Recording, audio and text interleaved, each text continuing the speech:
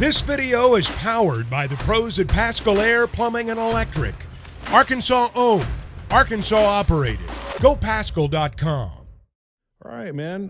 It's pretty much been a two-topic show so far. It's been the NFL championship games. We haven't even breached what the Super Bowl could look like, and I think that's something to get into later on in the week, or really next week. Our prom king and prom queen. We hadn't brought them up all day either. I'm going to try to get through the show without even mentioning that, because we'll have 2 weeks of it. And then, really the topic hasn't necessarily been Arkansas, Kentucky. It's been Devo stepping away and what that means for the future of him and of this program. Yeah, that's a difficult thing to get into because you hear a lot of stuff and you don't want to really say what you've heard because you don't know it's his own life and you don't want to be wrong. The only thing I would go with is what Jalen Williams said. He's his teammate, knows him, they're good friends, and he just said he was dealing with some things that most of the fans don't have any clue about and that they needed to back off. I mean, that's pretty good for me. I mean, that's somebody that knows him. I've heard some stuff, but I'd hesitate to get into it.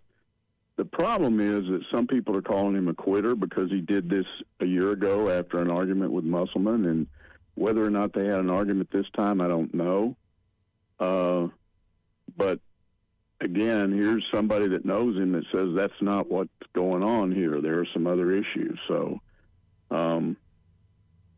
I've even had people tell me they think that he'll come back like he did the last time, but others have said no, they don't think it's different this time. So it's just unless he himself talks about this, I don't know that we'll know for sure.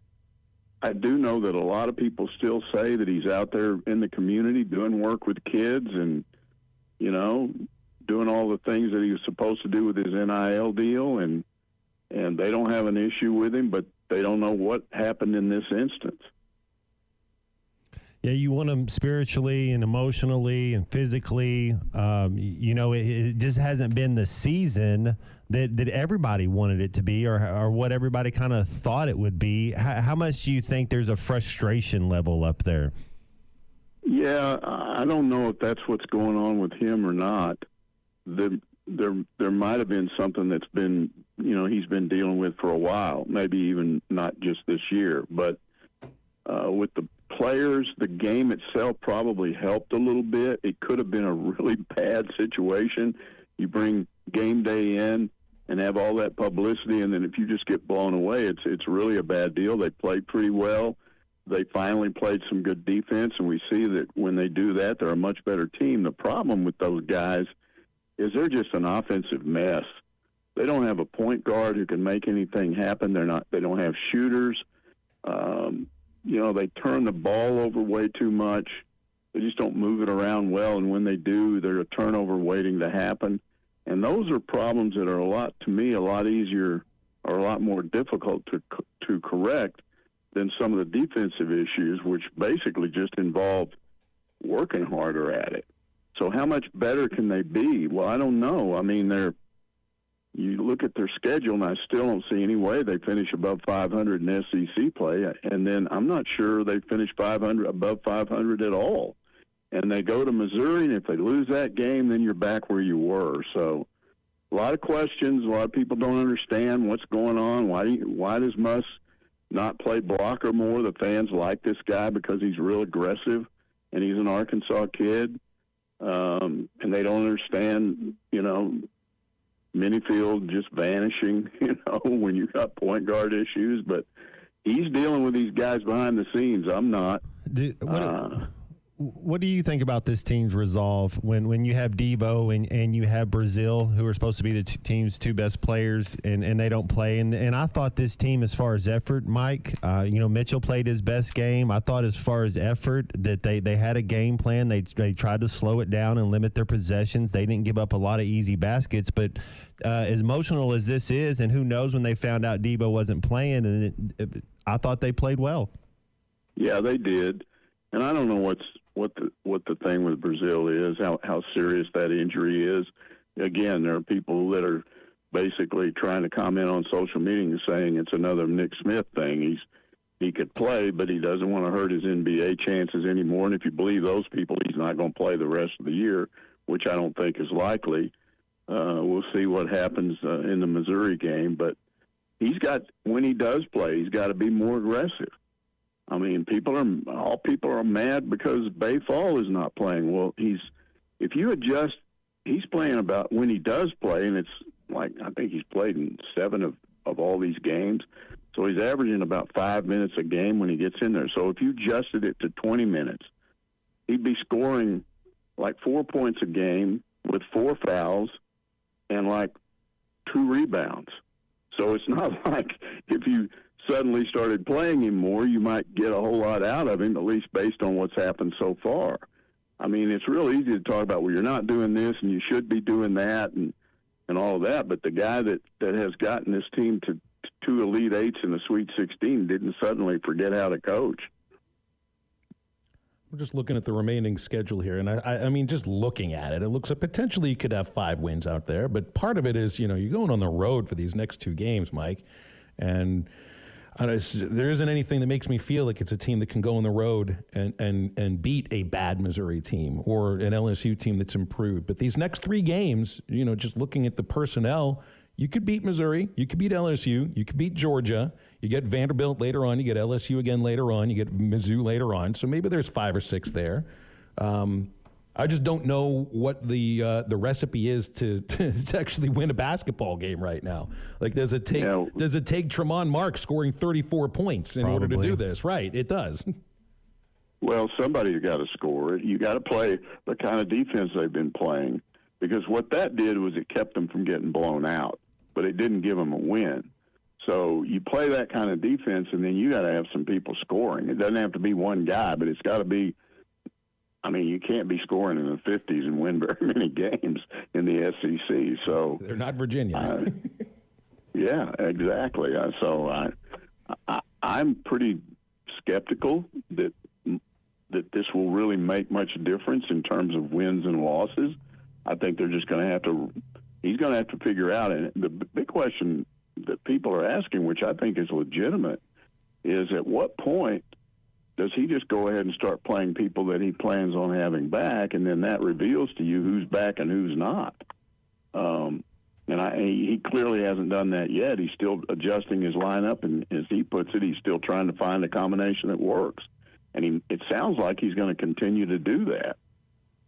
Yeah, he's a competitor. Coach must be our coach next year, right? Like, we're not worried about him going somewhere else, are we? Well, that's weird, because I saw a Facebook post from a guy. He's not one of my friends. I don't know this guy. I just saw it because I check Facebook a lot, and he claimed that Muss had been in discussions with people at Louisville, and I'd heard that from a source earlier last week, but I really checked into it, and what I was told by several people is, no, that's not a thing.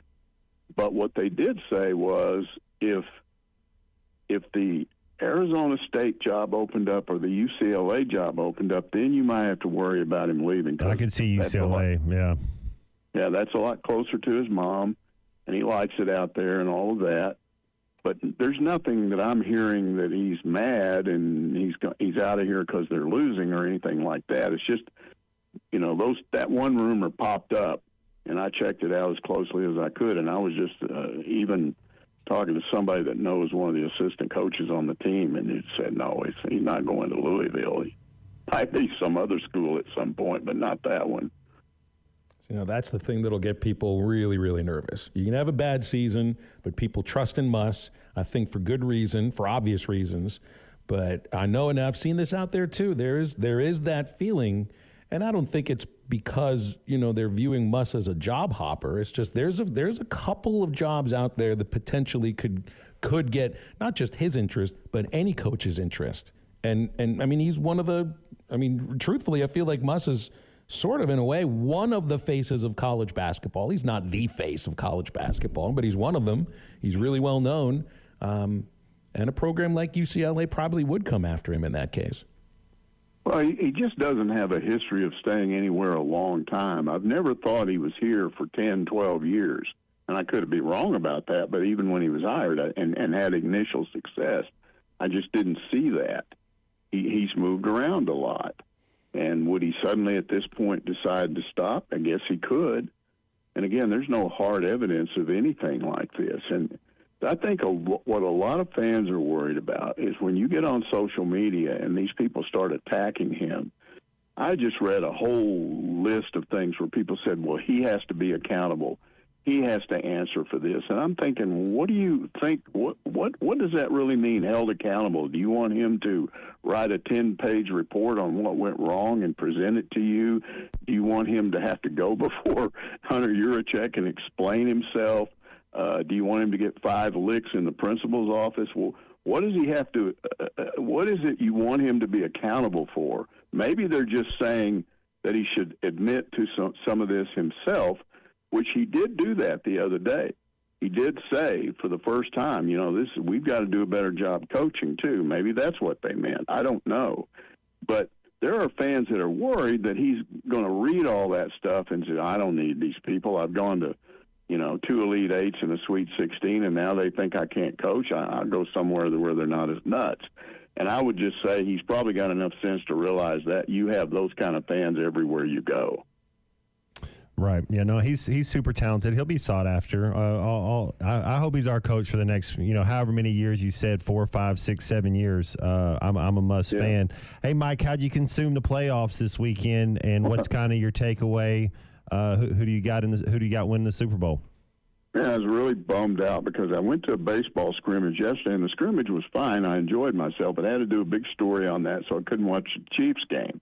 So I was kind of bummed out about that. So I go home, and the Detroit Niners game is just starting, and my wife bought this new chair, this easy chair that was like $1,200. It's from Europe, and it's supposed to be super duper. And I was mad at her about it. I'm like, what are you doing? And she said, just try this thing. It's unbelievable. So I get in this chair, and it's cool, and I'm watching the game. The next thing I know, I fall asleep. And so this guy calls me that I know from Lubbock, and he's yelling, about Dan Campbell. He's all mad about, did you believe how stupid he was and what? And I'm like, I didn't see it. He's going, well, you didn't see it. What's wrong with you? And I said, well, I fell asleep. And he's like, you're an idiot. So he hangs up on me, too. Oh, no. He started off being mad at Dan Campbell, but then he was mad at me because I fell asleep during the game. That means it's a terrible chair, Mike, and you're not supposed to fall asleep watching sports in your chair. I don't know, throw a few spikes on the bottom of it, so it pokes you up and you sit down and keep you awake. Absolutely, I need an uncomfortable chair, not that thing. I'll never watch another game in that chair.